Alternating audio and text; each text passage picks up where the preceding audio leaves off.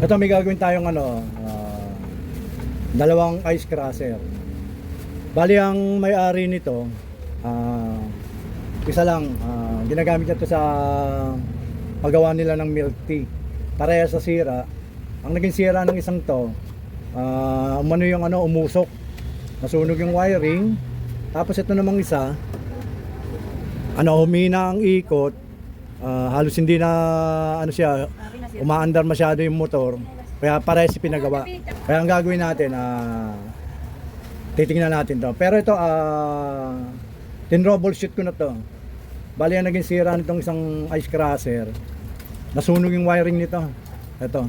Tapos ito naman, kaya umina yung ikot, nagano na yung capacitor niya, bumaba na yung pinaka microfarad niya, pinaka resistance niya.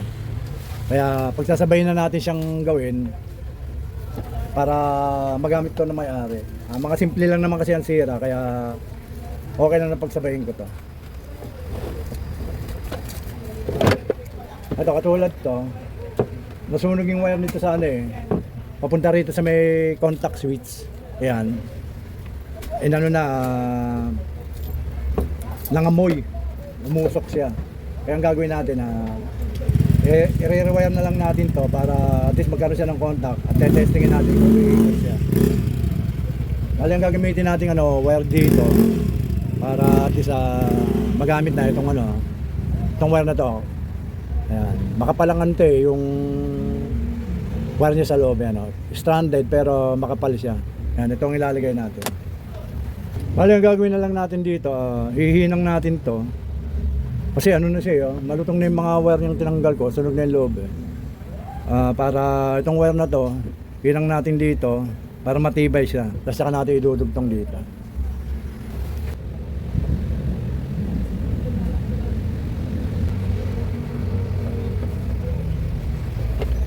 Tapos pag dudugtong na natin dito siya,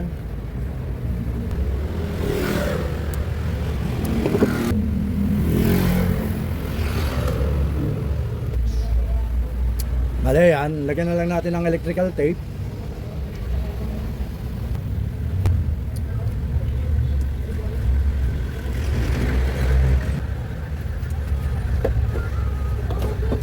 Ayun, napagtugtong na natin yung wire niya.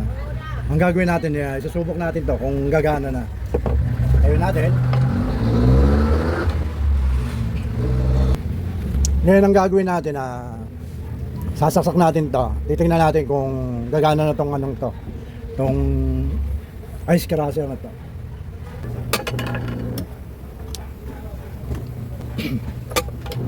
Ayan, gumagana na siya. Kapag binaba na itong hawakan na to, umiikot na yung pinakatalim niya. Kasi itong hawakan na to, may switch. Ang switch niya ito. Ito na sa loob na to. Itong pinaka yung pinaka pin na to, itong pag bumaba to yan, nagkakaroon siya ng power. Pero pag tinaas yan, ito tumataas din, nawawala yung power niya. Yan, okay na to, umiikot na. Stop na natin. Yan, okay na yung isang yan, ice crusher na yan. Bali ito naman ang yun natin, paganahin natin. Bali yung gagawin lang naman dito, itong capacitor na to ito lang naman ang nasira ito. Itong capacitor na to ang papalitan natin. Ito may bago tayo.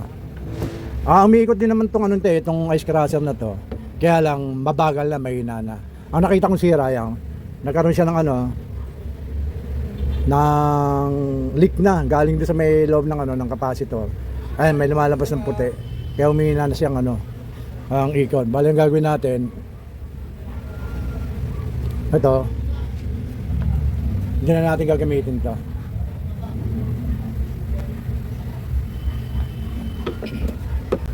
Ito ikakabit natin yung bago. Yan.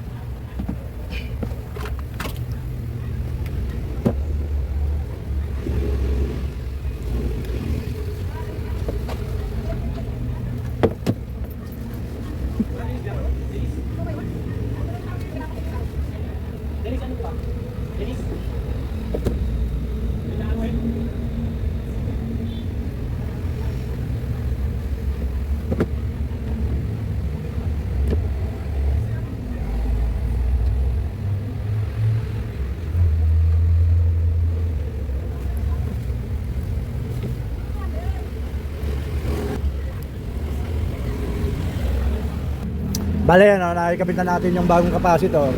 Ang value ng ano ng capacitor niya, ano, 8 microfarad, 8 UF ang nakalagay. Itong tinanggal natin, ayun din ang nakalagay, ano, 8 UF, ibig sabihin niya 8 microfarad. Bale, ang gagawin natin ngayon, testing din natin to, titingnan natin kung gagana na.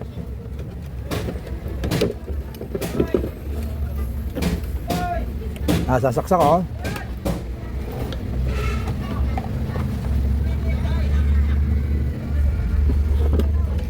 On. Yun, may ilaw na. Ayun. Ayun, gumagana na rin. Umikot na yung pinakatalim. Yun.